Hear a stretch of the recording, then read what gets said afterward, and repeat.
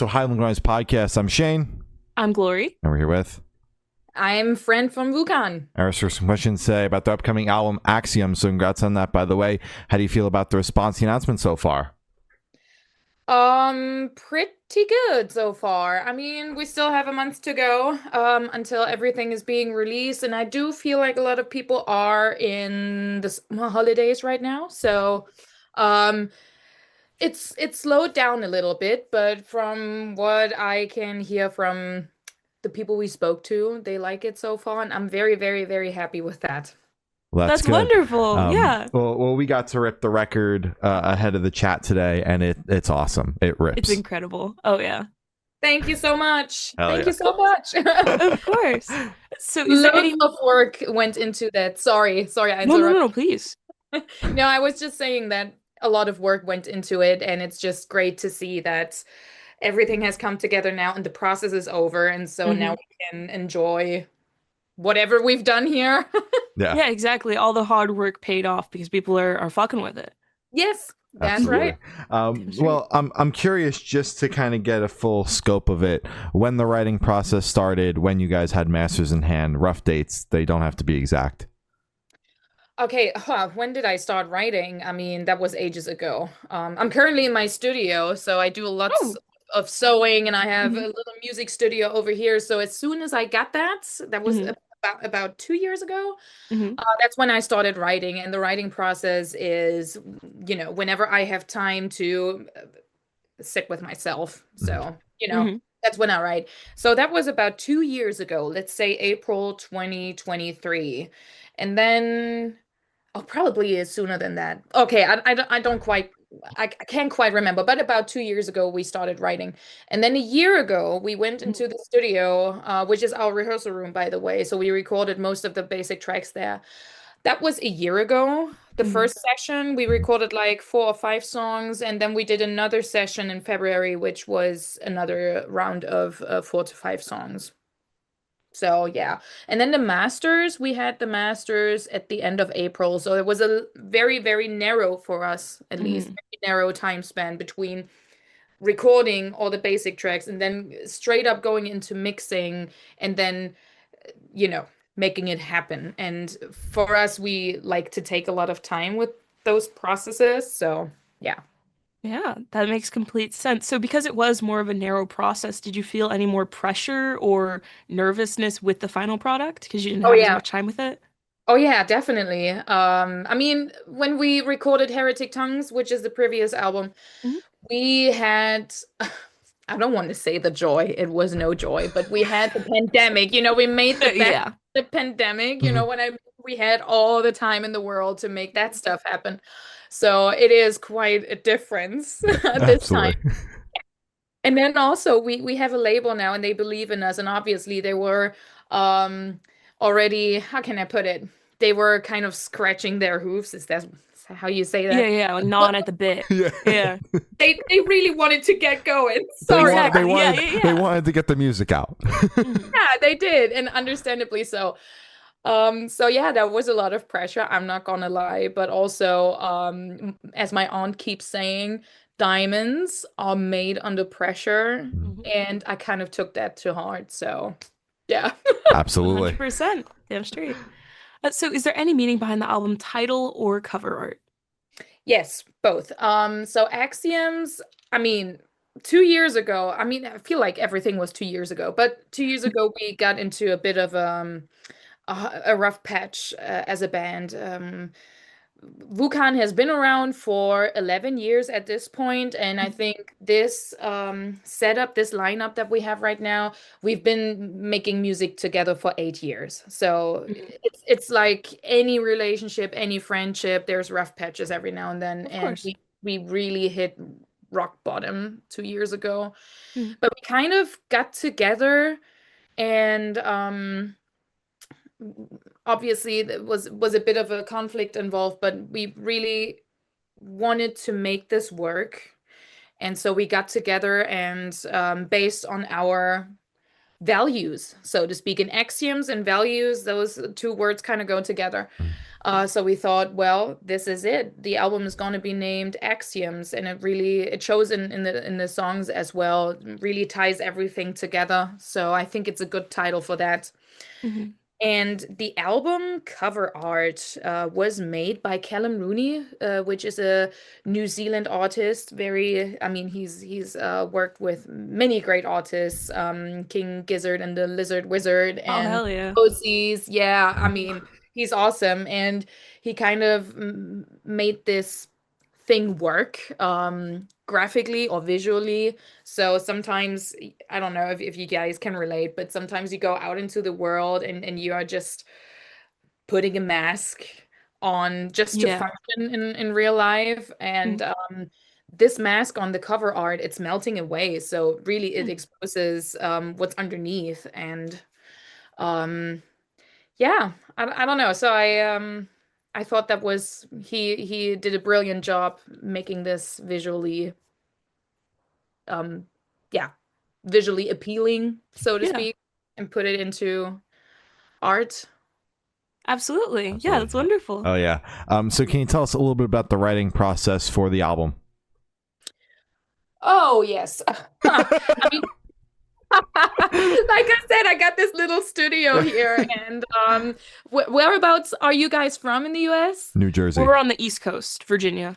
Okay, so I Mhm. don't know if I can say that, but sometimes I like to smoke a little doobie, and There you go. As you should.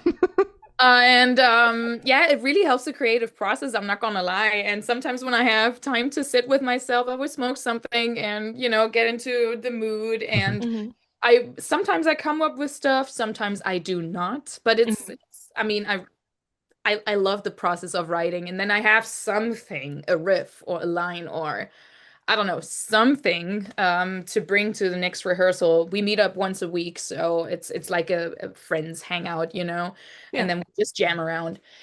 And I bring those ideas to the rehearsal room, and then we make it work, or we don't, because sometimes that happens as well. Mhm. But sometimes the boys will come up with something, or we Yeah. jam around and something nice happens, and then we go from there. It's really the music really is in the front and center of the writing process. Yeah, gotcha. So it winds up being a collaborative process no matter who brings the idea in. Yes, definitely. I mean, probably I gotta say though, I gotta be honest, most of the like basic structures of the songs, especially this time, were my ideas. Mhm. Because Tim, our guitarist, he became a father for the second time, so he spent loads of time with his family, which is amazing. Mhm. But he wasn't available for any other songwriting processes, so it kind of all was my idea. Makes Mhm. Most sense. of it, not all of it. Not all, most Don't of it. wanna, Yeah, hell yeah, toot your horn. Yeah. So what song off the album took the longest to write, and which one is your personal favorite? Oh, Wicked, Sick, and Twisted was the one that took the longest, and then also Spectres of Fear, probably because those two were really hard to write. I will say though, Wicked, Sick, and Twisted was the longest because I don't know. I was doing the laundry and I had an idea as it happens, and I was like, oh, okay, here we go. Wicked, Sick, and Twisted. Hell And yeah. I imagined this song to be more of a Cherry Bomb, Runaways, or Mhm. T-Rex type of song. And I really want to put this song and the idea I had into that mold, and we are just not built for that type of music. I'm so sorry. Damn. It Mhm. it just didn't happen. Everything that we tried felt fake. Yeah. Mhm. No, it's fair. Yeah. I really wanted this to be a glam rock song in the 70s sense. It didn't work out. So we left it aside for a little bit, and the little bit turned into months. And then at some point, we just said, okay, well, you know what? Why not try to make this a disco song? And it worked. There you And go. oh, there you go. Yeah. Another disco song. Okay. Well, I think my favorite, though, has got to be Fountain of Youth. Okay. I really like that song. Hell Big yeah. time. Damn straight. Love it. So how did the track list for the album come about? Did you guys write the opener be the opener, close be a closer, shuffle and see what fits? What was that process like? That's an interesting question as well, because our label wanted a different type of listing. Mhm. So they would have put Irons in the Fire at the top as the opening song, but we thought Spectres of Fear was a little more hard rock and hard rock in an underground sense because Irons in the Fire is pretty commercial, I want to say, but I don't mean it in a derogative way. Yeah, and then obviously the long, most epic song had to be saved up for last, and then we kind of wiggled our way around the things. And yeah, so the process, what I mean, I just made a list. It's so unspectacular, isn't it? Sometimes it is as unspectacular as I made a list and I shuffled it around. Other times it's very methodical. We are big album people here, so that's why we ask that question. We like to hear the process if there is one, but it's totally valid process to be like, it just made sense to me. I don't know. It just came together. Yeah. Yeah, but if it made sense to you, that's the entire goal of it all, because we just try to make it work. Like as an album person, I get that you want to go on a journey, sort of. And yeah, so we reached our goal if it made sense to you. And I do believe that a lot of artists really very methodical when it comes to that, and they are very, how can you put it? Like they pay attention to the details, or even write the songs as they will appear on the album, which I find mind-boggling. It's insane. Yeah, it's just anytime we get that answer, I'm like, God damn. Like, you're not pigeonholing yourself? It's crazy. It's tough. Is that some artists are like, oh, our albums are snapshots of whatever we are in, and some people just have ideas like, I want to write a song that goes like this, and then I want to write a song that accompanies this song, and la di da di da, and it's a different big domino effect. You're like, I just get high and write music. Exactly. Hell yeah. Yes, but it is what it is, right? Exactly. Oh my God. And would you be able to tell us where your headspace is at while you're creating the record? That's another brilliant question, and I've never thought about that. Thank you. As a band, I think we are really concentrated, just focused on what this song could be, because the idea is always, I write something and then I have a vision of what the entire thing is going to be. Yeah. And I'm trying to communicate that to the boys. So I feel like it's a lot of communication and translation back and forth. Those songwriting sessions are very, very different from set rehearsals, because then you just play the songs and that's it. So I think this is, and we all get high.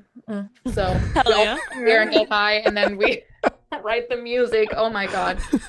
It is what it is. But when I do personal writing at home, honestly, I just get carried away by whatever emotion it is I'm feeling. Sometimes it could only be a single note that's like, oh, okay, here we go. Now there's a mellow mood that I feel, and I just try to immerse myself in that emotion.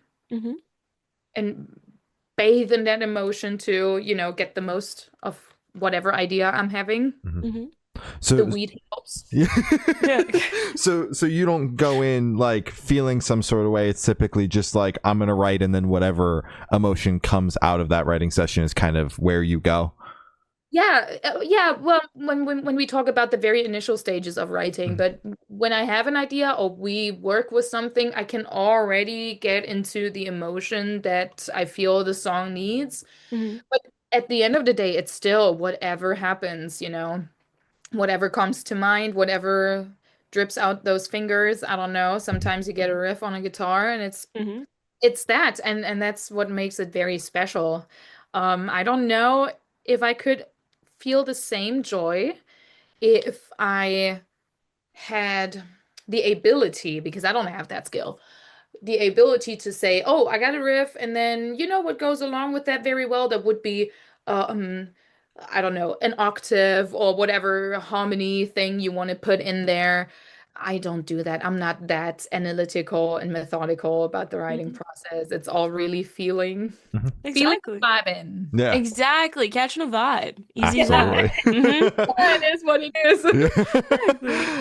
is. So how do you recommend your fans to listen to this album for the first time? Should do in the car with friends, in the dark with headphones on? Is it a workout album, party album? What do you personally recommend? Oh, I think it's an album that takes you on a journey.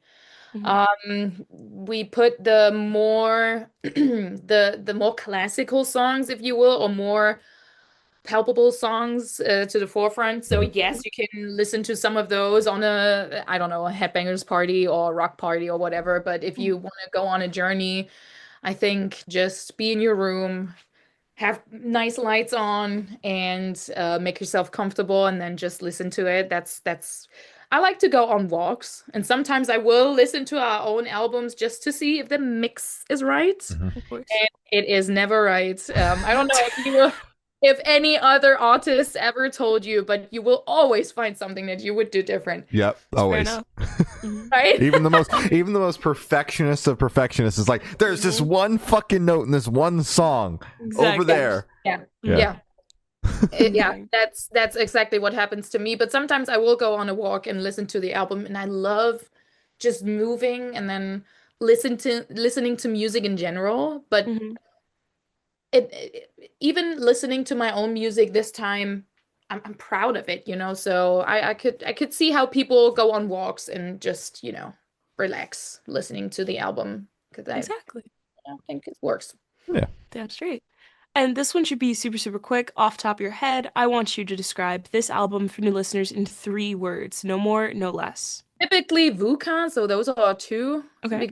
We all have the elements in here that we had on the other albums. And then experimental.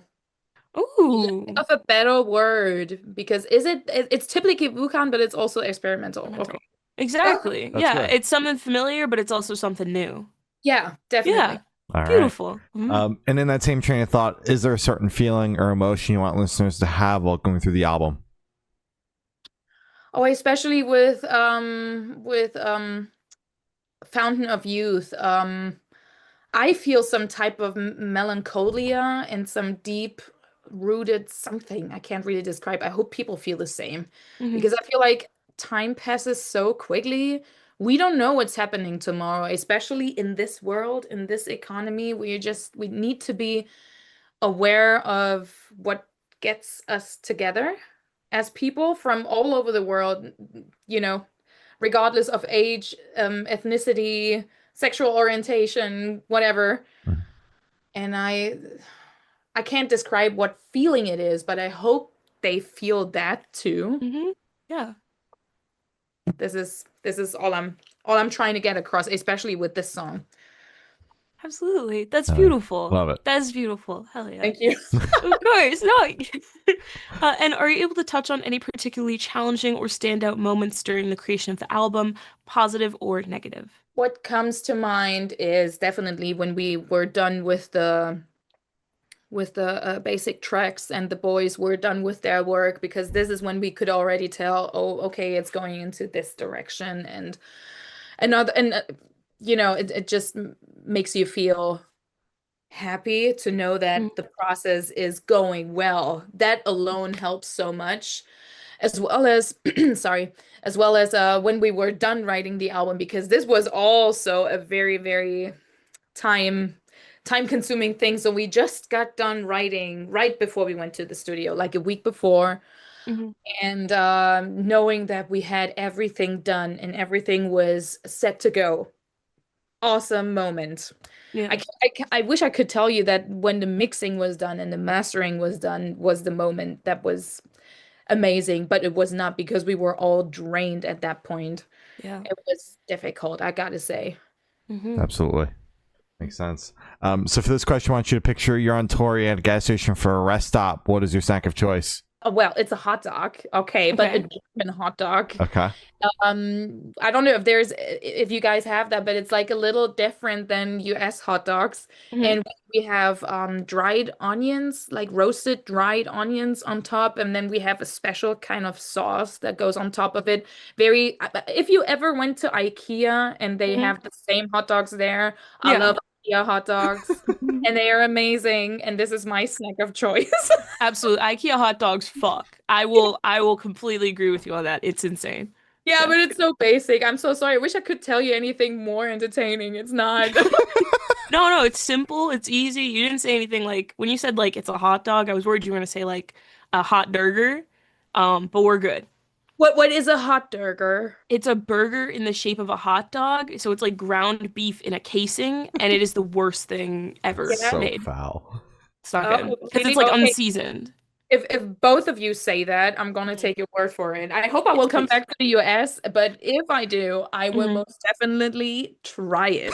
You should, and let me know what you think because maybe I just got a bad burger, you know? So it's we'll see. We'll see. I want to see for myself. exactly. No, it's fair. It's fair. And on the topic of food, if the band was a dish, what dish would the band be and why? You're asking questions, girl. I What am. is it? What would it be? That's a good question. Oh my God. We are Germans, so it has to be something with pretzel and sauerbraten or whatever. No, parts of us are vegetarian, so I can't say anything with meat. Okay. But a pretzel is vegetarian, isn't it? Mhm. Absolutely. So Yeah. it would be a pretzel. And Hmm. then what goes along with it? Klöße Hmm? and Rotkraut, that's like red cabbage. Oh, like a slaw? Yeah, but it's cooked. It's cooked. Oh, It oh. goes with meat, and Klöße is like a product of like potatoes. It's potato-like, but it's made of potatoes, and you cook it, and it's the most German thing you could possibly have. So That's wonderful. Klöße, Rotkraut, and something. Nah, we're good. That's enough. good. Set solid. Hell yeah. All right. And for the last couple of questions, going to shift completely away from music and go straight to death row. Boom. So if you're on death row, what would your last meal be with a drink? Drink gin tonic. Mhm. And then last meal. Oh, I would probably have a spaghetti bolognese the way my dad made it Mhm. because it was my absolute childhood favorite dish, and that would be it probably. All right. I love spaghetti. Here we go. Yeah. Damn straight. I'm ready. Yeah. And if you could live in one fictional world for a week, where would you live? Springfield. Okay, Simpsons. Springfield Simpsons, because I grew up on The Simpsons and I love them. So that would be definitely my fictional world. Yeah. Perfect. Easy enough. All right. And I've thought of asking the last question. Every single person that we've spoken to have said that it is the most important question. What is your favorite color? Green, dark green. Forest green. Beautiful. Hell yeah. I like the answers are You coming got like that easy. locked and loaded. Yeah, you're in the It's you're like in the you you're in the studied. flow now. Yeah. Yeah. So as I said, that's all the questions we have today. Is there anything that you would like to plug? Okay, this one caught me off guard. What do I like to plug? Probably the album. Yeah. Probably the album, guys. Album If you like- socials. Yes. Oh, yeah. You can find us anywhere on the internet, TikTok, Instagram, Facebook for the older folks like us. Yeah. You can find us there under Wucan the band. And our next album, Axioms, will be out on August 29th worldwide. If you feel like listening to it, give it a spin. We would be so grateful. Hell yeah. Beautiful. All right. Well, thank you. Now it's been Fran from Wucan, and we have been the Good Noise Podcast.